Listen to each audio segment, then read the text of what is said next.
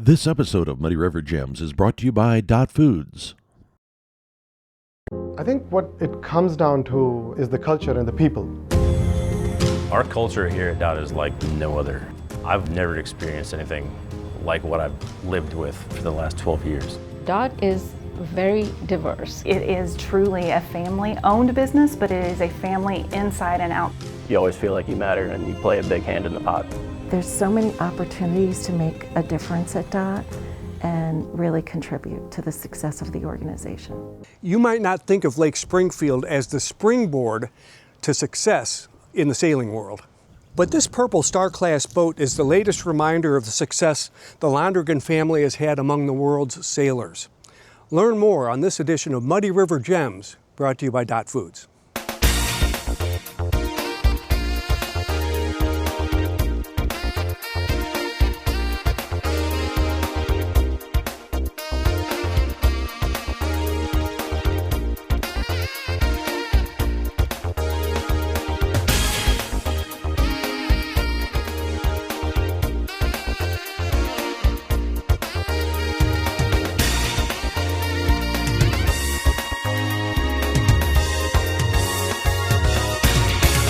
Tom Londrigan, this boat has really been around, hasn't it? And in fact, it just recently got back from a big race. Yeah. Tell us about the Bacardi Cup. Well, the Bacardi Cup has been raced for 99 straight years. Used to be in Havana, Cuba, and next year will be the 100th anniversary. But it is the outside the World Championship, the biggest event for the boat that we race. There'll be 80 boats on the starting line from all over the world. And this is called a Star Class, right? That's what this boat is called? Correct. And the Star Boat's been around since 1911. Is that right? Okay. Now, not all Star Boats are the same, but they're about the same size, aren't they? They're all built within specifications that you wouldn't notice the difference to the naked eye. So the performances are very subtle.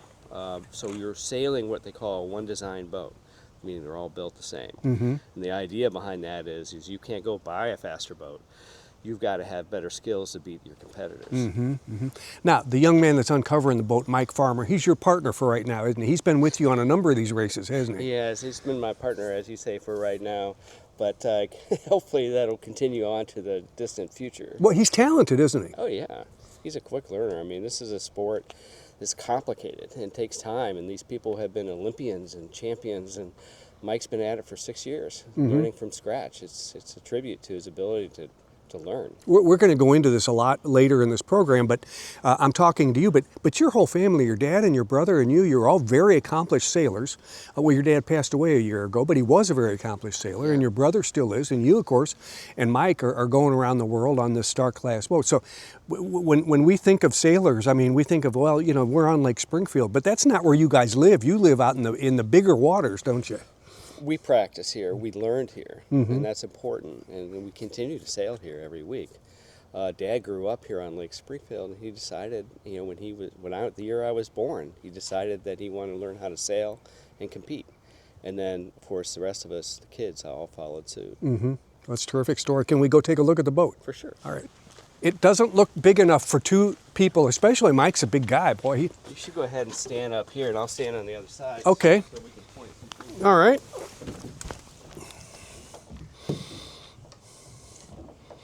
It's not big, so when we're sailing, this sail is a huge sail.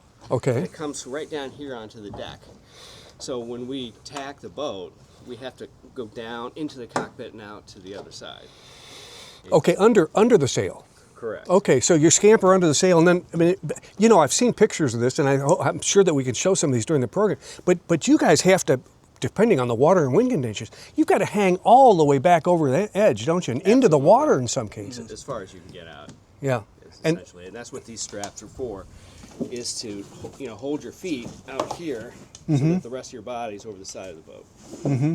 Now, it looks like there's pretty close quarters too in some of these races because you're right next to other sailboats at the time, aren't you? There's often a lot of contact too. And damage to the boats, but we have a complex set of rules, and there's a lot of yelling and screaming enforcing those rules so that there isn't contact, but it happens. I mean, we're right next to our competitors. I remember last week, a guy reached out and hit our boat intentionally to let us know- Intentionally? with his hand, just to let us know he's right there. Because I only had a couple inches to spare and he didn't want me to hit. Well, and it's kind of hard to hear out there. The wind's really humming along, isn't it? So you don't hear everything, do you? Yeah, so at first I was wondering why he's spanking a boat, but then I appreciated it after the fact. Yeah, yeah. You can really have some difficulties too. I understand Mikey got a little wet on the last trip, so you can go overboard, can't you? Yeah, so when Mikey came through on the tack, he goes down to his knees and he's got to fly out the other side with his feet in this strap, Okay. unless your feet don't stay in the strap. Oh man, it let go. Now, then are you disqualified if a guy goes overboard, or do you just have to wait until he gets back on and get back in? He did a great job. He went under and out and then pulled himself up, grabbed onto this stay here, and pulled himself back into the boat. Wow. Oftentimes, though, if he loses contact with the boat, other competitors will, try to help us. Sure, sure. I also learned a little bit about this in doing some research. It apparently, like you had 77 boats at this last, at the Bacardi Cup, but you all are very a close fraternity, aren't you? You all really work together, even though you're competing. You're all into the sport together. Yeah, we're friends. It is competitive, and you'll see, some rough behavior on the water, but immediately when you get to the dock, these are people that you've been spending a lot of time with, over the last 20, 30 years. There were 77 boats from all over the world in the Bacardi. How did you all do? How did your team of two do? We were middle of the pack in the 30s. We wanted to do better, but I would say, regardless of what we finish, unless it's first, we always think we can do better. I think we're trying to perform at a level that competes with these professionals, and that's, to do that, you've got to finish in the top 20s, really. Well, these you pay your own expenses. Right. Mike, you're not a paid sailor. But you're saying some of these people are sponsored and they're professionals and they go all over the world and that's all they do. That's their living, isn't it? Yeah, I mean, to a mixed degree. But a lot of the guys in Mike's position on the front of the boat are paid, and that is their job, and that's all they do. Yeah, but in Mike's case, he's doing it out of love for sailing. That's right. Yeah. Well, listen, I really want to talk about the other races that you've been in and where you're going for the rest of the season. Okay. And I want to talk about your dad and your brother and how your family has kind of kept sailing alive in Illinois. Okay, and, so let's go take a look at some hardware. Okay. Well, we briefly talked about your dad and your brother and you outside.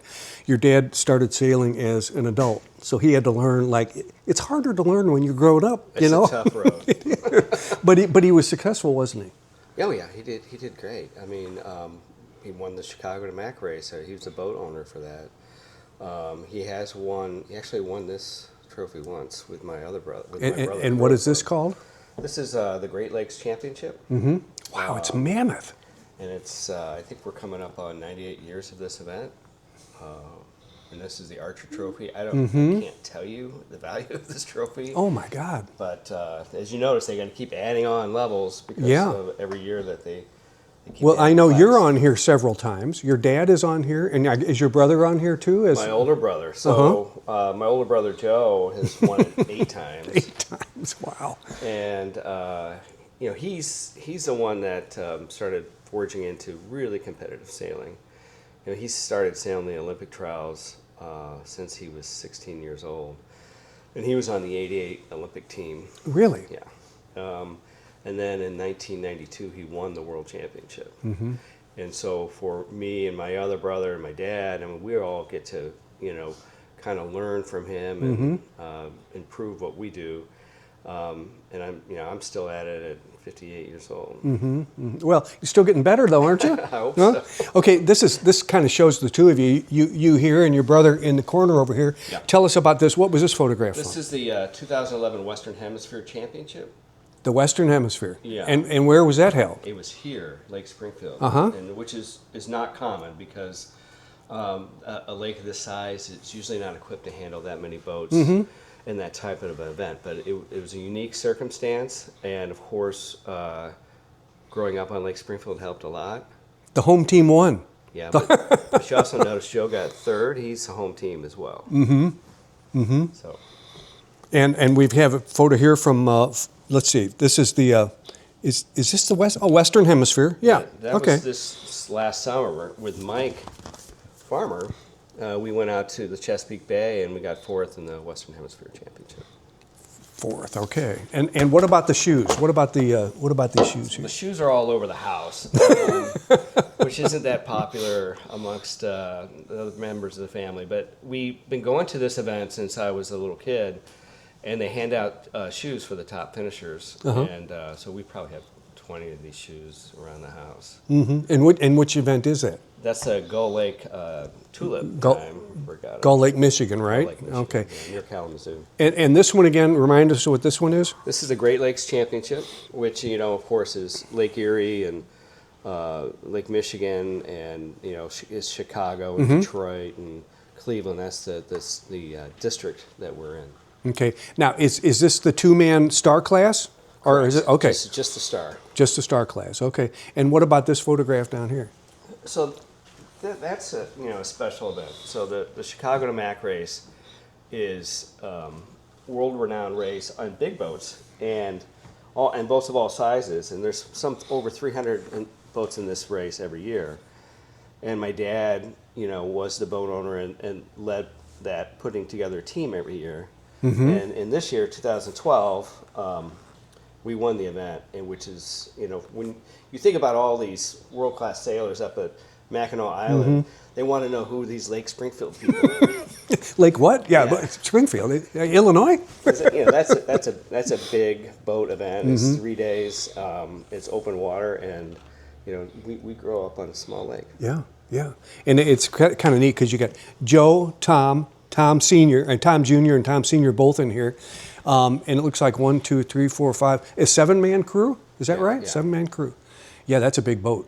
Much bigger than what you're doing now. Do you really like the star class? Is that a lot of fun? It looks like it would be very maneuverable and a lot of fun. I love the star class. I don't normally race these big type of boats.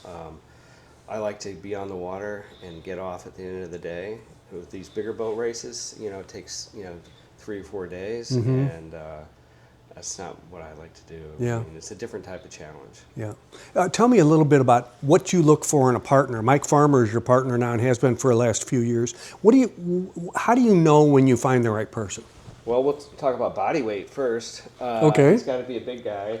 Now, see, I would think that would work against you. That helps you? No, the sail area is so big that you have to have your body weight to counteract it and keep the boat flat and go forward. So we have a weight limit in our class, so you can't be too heavy.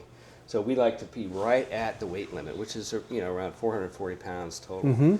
So I want a big guy, and Mike's 6'3". I knew Mike from high school swimming, so I was a coach of the swim team, and he was on the swim team. And he expressed an interest in going sailing. I'm like, great. The other thing is really just a desire to do it. And you can't motivate somebody else to spend the time and the effort to do it. And Mike is a self-motivator. And being athletic and being muscular comfortable around water. and ability and comfortable around water. Yeah, because then you could get thrown overboard like That's right. like we saw earlier. Okay. But then I guess you really have to be able to get up and bounce back and get back at it, don't you? Oh, yeah. So like in Miami, that's a 6-day event. And it'll wear you down. And in this case, we had 6 days of winds 15 to 20 knots, and it just didn't let up. Yeah. How long? You're out for a period, 2 hours on each race, each day, or not that long? It depends. So sometimes we have multiple races a day, but we usually are at the harbor at 9. We're probably on the water at 10:30. We probably get off the water around 3:30 or 4. Wow, that is a long day. And then we do repair work to the boat, Sure. clean it up, and then eat dinner and go to Yeah, sleep. and then you have to have a Bacardi, because you're at the Bacardi Cup, so you have to take time for that. Yes, they're a great host. We'll be back with more about sailing with the best on Muddy River Gems, brought to you by Dot Foods.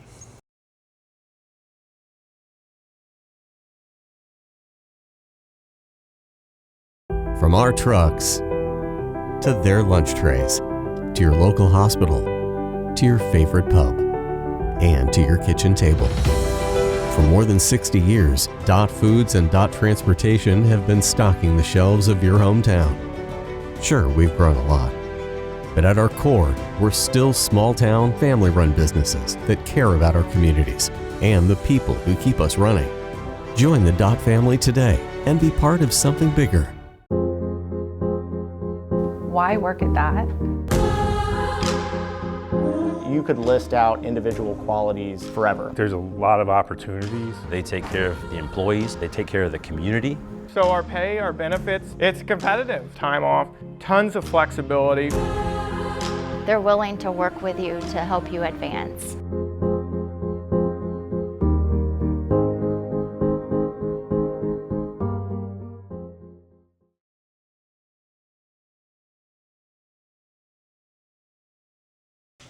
Mike Farmer, do you ever like wake up and say, how the heck did I get into sailing? I mean, how did this happen?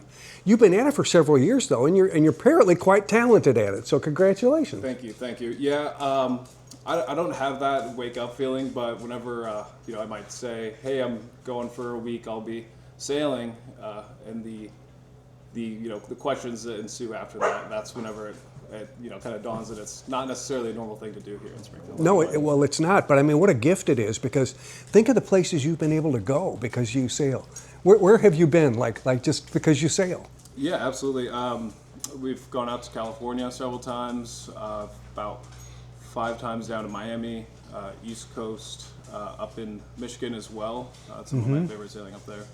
And this year you're going to get to go. Let's see, you've already been to Miami. You get to go back to Miami for the Worlds, right? Yeah. So the World Championship. Wouldn't that be something to win the World Championship? Do you dream about that, or is that even a possibility against professionals? You think about it. Obviously, there is a chance, and you hope that it happens. But the thing you can do is just try your best and know that you're competing against people of the highest caliber in this event. Yeah. Some of these people, I was looking at some of the bios of them. They've been winning world championships for 30 years. Some of these guys, and they partner up, and they've been together for a long, long time. So they know what the other one's going to do before the other one even thinks about what they're going to do. They really work together. Do you find that with you and Tom, that you're learning how to do that together? Yeah, absolutely. And I've learned most of, if not everything, I know about sailing from Tom or Rick Bretthorst, who's also a local sailor here. And to think about all the knowledge that they have that I don't have, but just going through and trying new things, training, practicing, just constantly getting better. Tell us what it's like, who've never been in one of these boats, what it's like when the wind is whipping and that sail has to go from one side to the other, and you've got to make sure that you get under it, and you got to bring that boat back to steady. What's it like? What's it feel like? Yeah, absolutely. Not to mention just how loud it is. Whenever those sails are flapping back and forth, that's extremely loud.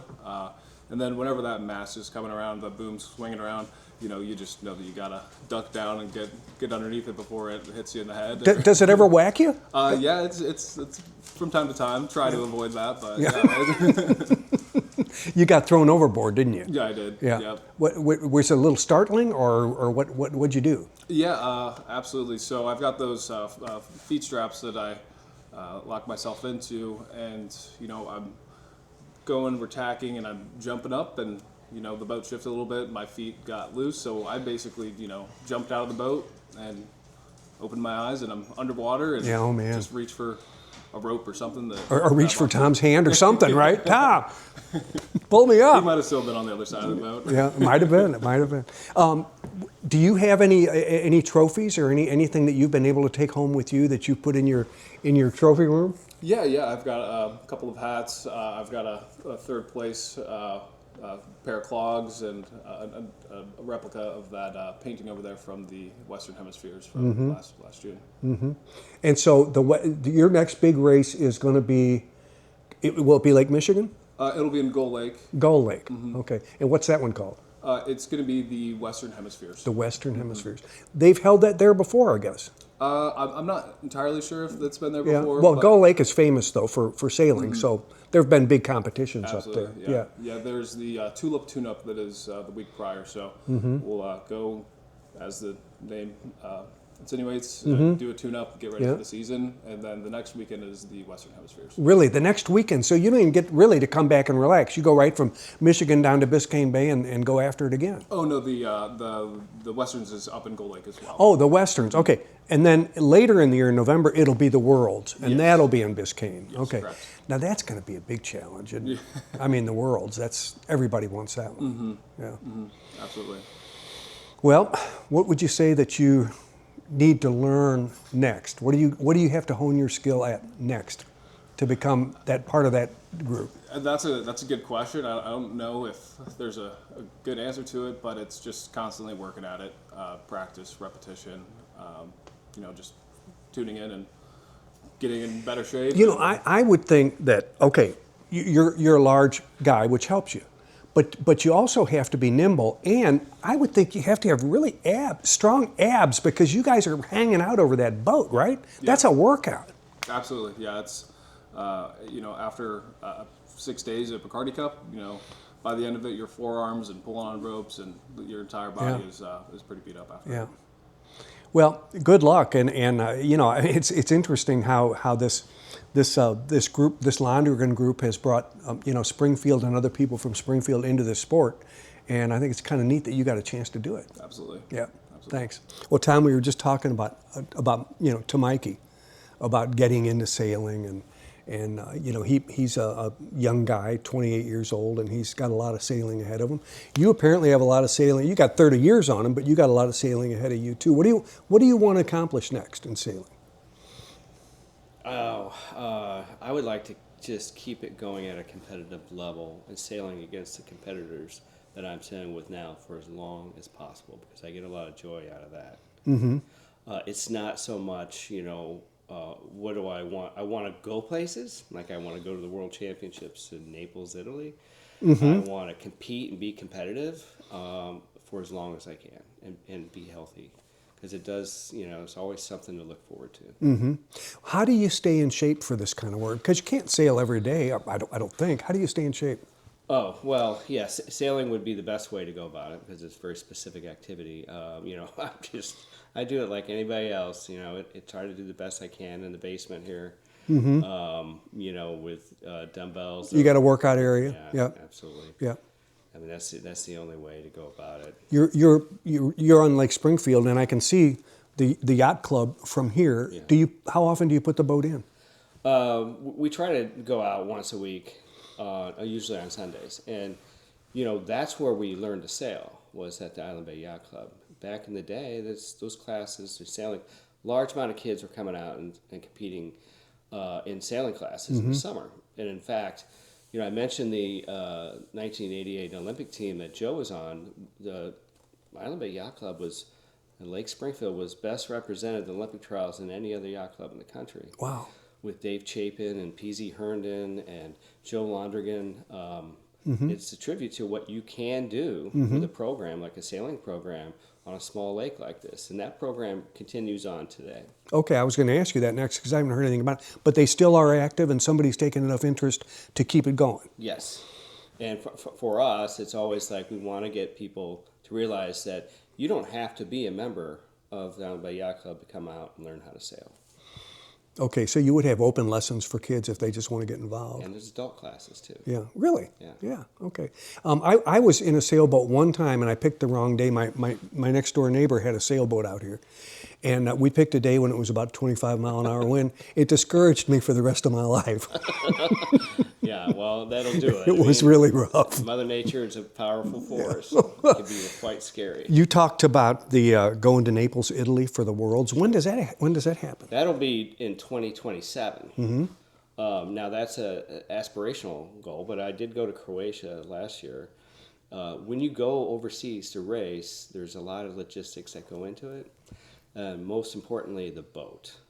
So, I'm not going to ship my boat over to Italy. I need to find a boat. I need to charter it. I need to get over early enough to make sure everything works the way I want it to work. So it's a mountain to climb. And I guess your association helps you find that boat, because you really wouldn't have the contacts over there to do that. Do you? You used to be the oh, you do. Okay. Well, you used to be the president of your Star Association, right? Yes. So you do know almost everybody that's got a Star boat, I guess. Yeah, and so when I went to Croatia, I called a friend of mine, Italian friend who had a boat, and I flew into Italy and drove it to Croatia to make it work. And so it's really about reaching out to your network and see what you can find. I imagine language can be a barrier, although do a lot of the sailors speak English, so you don't have that problem? Most of them. But sometimes, depending on what country, like Argentina, I mean, a lot of Argentinians don't speak English. So it just depends on, where you're going. And, a lot of the European sailors do speak English. Do they? And I know a lot of these races are in the U.S. Is the U.S. kind of heavy that way? Are they top heavy with hosting a lot of races? Absolutely not. Oh. Europe we're Europe centric. I mean, the events in Europe, whether they're World Championship, Eastern Hemispheres, or European Championships, are even bigger events than they are in the U.S. It's just the Sailboat started in the United States. That was the genesis of it. But participation and the amount of boats and sailors are most heavily in Central Southern Europe.